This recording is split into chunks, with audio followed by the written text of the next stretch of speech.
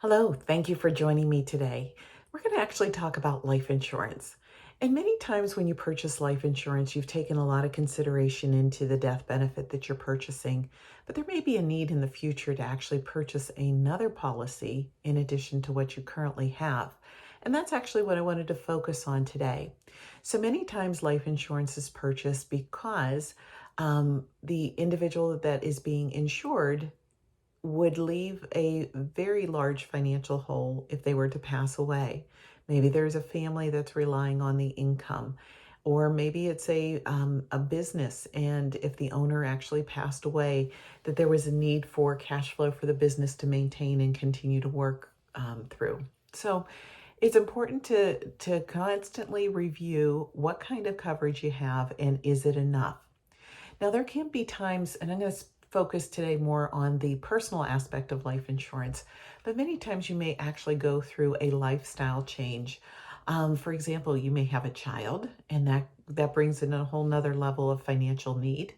You may have a change in your employment. You may have a change in a relationship. Maybe you've gotten married, or maybe there has been a purchase of an asset such as a house, and now there's a mortgage. So adding on the additional financial requirements, if something were to happen to the insured, needs to be evaluated when these lifestyle changes occur to figure out whether there's sufficient coverages or not.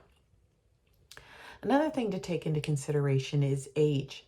So when you are younger and you have the time frame where you might be making the most money that you've made during your career, your family has grown accustomed to this lifestyle, that's when to evaluate the coverage amount.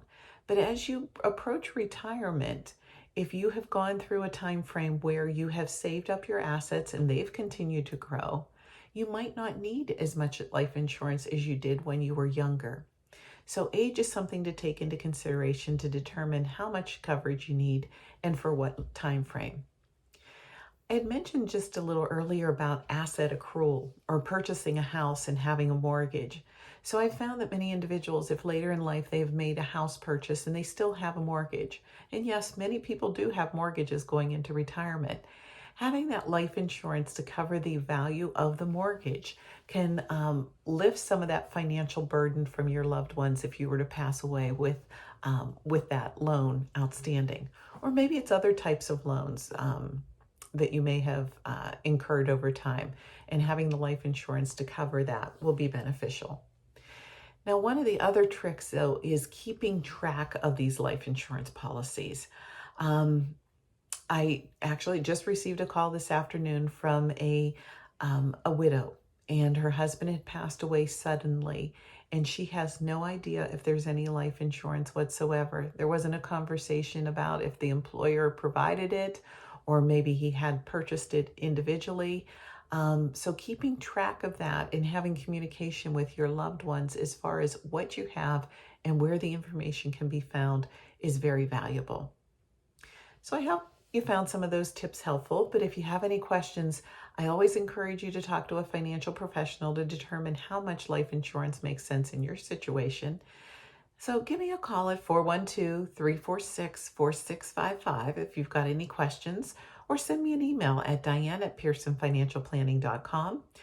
And to learn more about me and my services, you can check out my website at www.pearsonfinancialplanning.com.